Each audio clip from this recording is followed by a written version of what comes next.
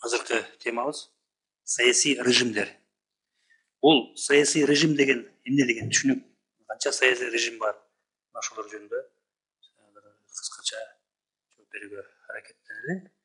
Саясий режим деген түшүнүк бул граждандык коом менен мамлекеттин ортосундагы баягы мамилени ачып берет да.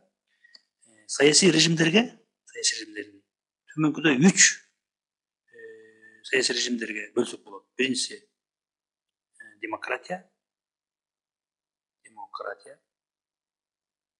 Экинчи авторитаризм. Үчүнчү тоталитаризм. Ошол сүрөттөрдө мына көрсөтүүгө аракеттендик. Мына демократия ачык коом. Анан ар бирине комментарий беребиз сөзсүз түрдө. Биринчи биз демократиядан баштайлы. Демократия эмне деген нерсе бул? Демократия деген бул грек тилинен которгондо демос. Эл. Ал эми кратос. Бийлик деген сөз да. Бийлик. Мына бул жерден уже түшүнүктүү болду. Элдин бийлиги деген сөз чыгып атат да. Баягы американ президенти Авраам Линкольн айткандай, демократия бул элден чыккан, эл үчүн кызмат кылган элдик бийлик да, элдик бийлик.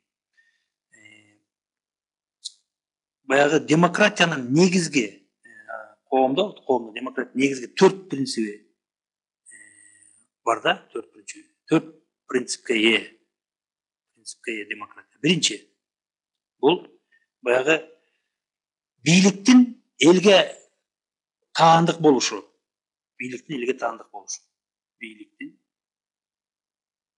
элге таандык болушу. Бийликтин элге таандык болушу жана эл мамлекеттик бийликтин бутагы да. Экинчи принциби баягы коомдогу азчылыктын ойлорун, пикирлерин көпчүлүктүн кабыл алышы жана азчылык менен бирге эсептешиши да. Үчүнчү принциптерин бул баягы граждандардын саясий эркиндиги.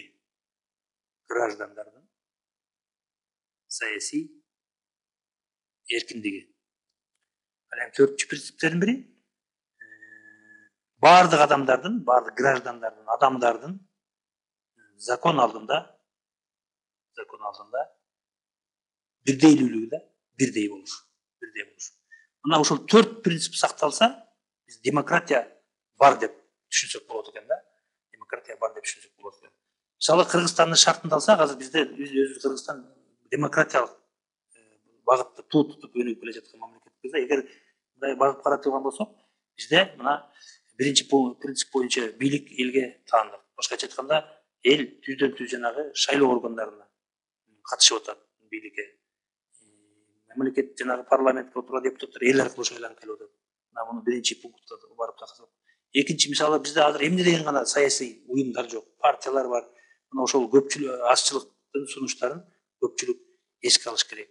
Үчүнчү, граждандардын саясий эркиндиги. Бизде азыр саясий эркиндик болсо бар деп толук айта алабыз. Себеби деген Кыргызстан мисалы эркин газеталар жайнады, эркин СМИлер бар, адамдар эркин сүйлөп атабыз. Бул жагынан 3-чү принцип бизде Кыргызстанда бар десек де болот да. Ана 4-чү принцип граждандардын закон алдында бирдейлүүлүгү. Мейли сен премьер-министр болосуңбу, президент болосуңбу, же болбосо айылдагы чабан болосуңбу, баардыгын закон алдында бирдей болуш керек дагы. Закон баардыгына бирдей болуш керек. Бул 4-чү принцип дагы бизде Кыргызстанда бир ойлоно турган бир нерселерди жаратууда да. Андан кийин демократиянын дагы бир эң чоң негизги принципти баягы принциптердин бири болуп, бул референдум. Жана шайлоо системасы эсептелет.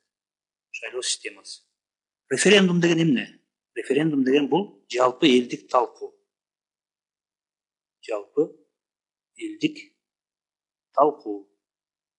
Бир маселе чыкканда, мисалы тарыхыбызда карасак, Кыргызстан тарыхында көптөгөн референдумдар баштан өткөрдүк. Мамлекеттик деңгээлде, мисалы конституцияны өзгөртүүдө, закондорду алмаштырууда.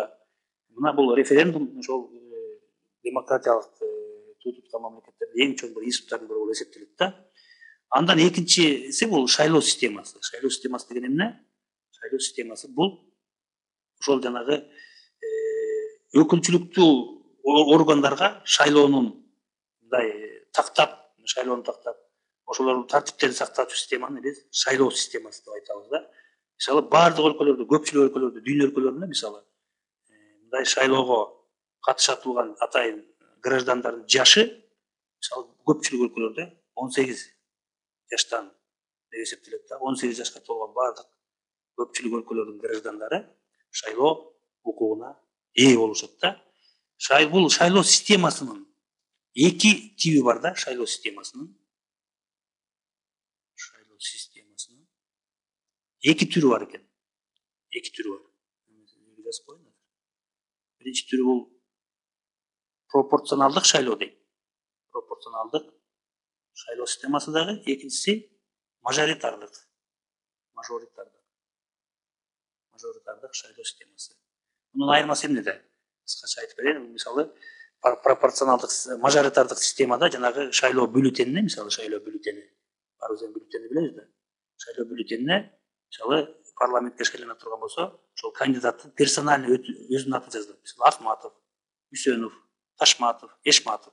Шайлоочу келет дагы мажоритардык шайлоо системасында баягы өзү каалаган, өзү мындай туу туткан кандидатты шайлайт дагы, мисалы жыйынтыгында Акматов ошол өзү выдвигать эткен баягы округдан Акматов жыйынтыгында 50%дан плюс 1 голос алса, ошол Акматов депутат болду деп шайланды эсептелет дагы. Бул мажоритардык система болуп эсептелет. Ал эми пропорционалдык системада болсо бюллетенге мына биз дагы башыбыздан өткөздүк. Ошол округда мисалы кандидаттын персональный аты жазылбайт, пропорционалдыкта болсо бул партиянын аты жазылат. Мисалы Ата Мекен, Ата Журт, Ар Намыс, СДПК, Республика, Коммунисттер партиясы дагы толгон партиянын аты жазылат дагы. Шайлоочу келет дагы ошол өзү каалаган партиясын, өзү жактырган партияга добуш берет дагы. Жыйынтыгында шайлоо комиссиясы эсептеп чыгат дагы. Ошол округдан кайсы партия, мисалы парламентте 100 места дейли, 100 места орун болсо, мисалы Ата Мекен партиясы жалпы Кыргызстан боюнча бир 50% добуш алды дейли, 50% добуш алды. Ошол 50 мындай эсептесек болот математически. 100 местанын 50% канча болот? Жарымы почти 50 киши болуп атат, 50 депутат. Мына пропорционал системада ошо пропорционально баарына тең бөлүнөт дагы. Андан кийин мисалы СДПК партиясы 40% алды. 100'дун 40%, значит канча киши болот? 40 киши болот. Мына ошентип отуруп биринчи парламентке 50 киши Ата Мекен партиясынан барат экен дагы. 40 адам СДПКдан барат экен. Андан ары мисалы Ар Намыс партиясы 10% десек, мисалы 10 адам Ар Намыс партиясынан келет экен да, баардык добуштар пропорционална бөлүнөт экен дагы. Анан парламенттеги орундар ушундай негизде бөлүшөт экен да. Мына ушундай шайлоо системасынын эки түрү бар экен. Бул дагы болсо демократиянын бир чоң институттарынын бири болуп эсептелет да. Андан бөлөк, андан кийин саясий режимдердин эң дагы бир адамзат коомуна көптөгөн мыкаачылык, кандуу нерселерди алып келген түрлөрүнүн бири бул баягы авторитардык жана тоталитардык болуп эсептелет. Авторитардык жана бул негизинен экөө окшош эле бири-бирине, бирок бир аз айырмалары бар да. Тоталитардык болуп эсептелет да. Бул авторитаризм жана тоталитаризм орногон мамлекеттерде бийлик только жанагы зордук зомбулукка багытталат да. Зордук зомбулукка багытталат дагы. Баардык эркин адамдардын эркиндиги жоюлат бул жерде. Эркин газеталар болбойт, эркин радио, телевидение болбойт. Баардык адамдардын жанагы эркиндиктеринен, милдеттеринен, укуктарынан баары ажыратылат дагы. Только бир эле мамлекет башына отурган диктатор гана баары баш ийет дагы. Баардык экономика дагы керек болсо, социалдык тармактар дагы бүт баары тең ошол мамлекеттин контролунда болот да. Мисалы авторитардык режимде мисалы бийликке келген адамдар баягы терроризм жуюштуруп, баягы элдерди кырып жоюп, өзүнө жакпаган элементтердин баардыгын, оппозицияны кырып жойгондой, мисалы авторитаризмде ушундай өзүнө жакпаган элементтерди оппозицияны талкалагандан кийин террор токтосо, а тоталитаризмде террор ар дайым болуп келет да. Мисалы тоталитаризм бул жерде сүрөтүн келтирип койдук, мына Сталин менен Гитлердин убагында башкаруусунда тоталитардык режим орногон да, тоталитардык. Керек болсо бул тоталитардык системада террор ар дайым болгон, күнү түнү болгон. Хотя оппозиция жоголсо дагы террор боло берет да. Керек болсо тоталитариздик системада мамлекет ар бир адамдын ички ишине чейин кийлигишкен да. Сен эмне кылып атасың, качан жаттың, керек болсо качан турдуң, кайда барып келдиң, мына ушундай эң бир негативдүү касиеттерге ээ болгон, негативдүү нерселерге ээ болгон бул саясий режимдердин мына түрү авторитаризм жана тоталитаризм.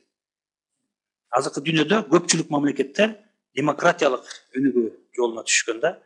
Эми кээ бир батыш басылмаларына ишенсек, азыркы коомдо авторитардык коом, мисалы коңшу өлкөлөрүбүз Өзбекстанда, Түркмөнстанда сакталып атат. Ана тоталитардык режим болсо Түндүк Кореяда азыр сакталууда тоталитардык режим.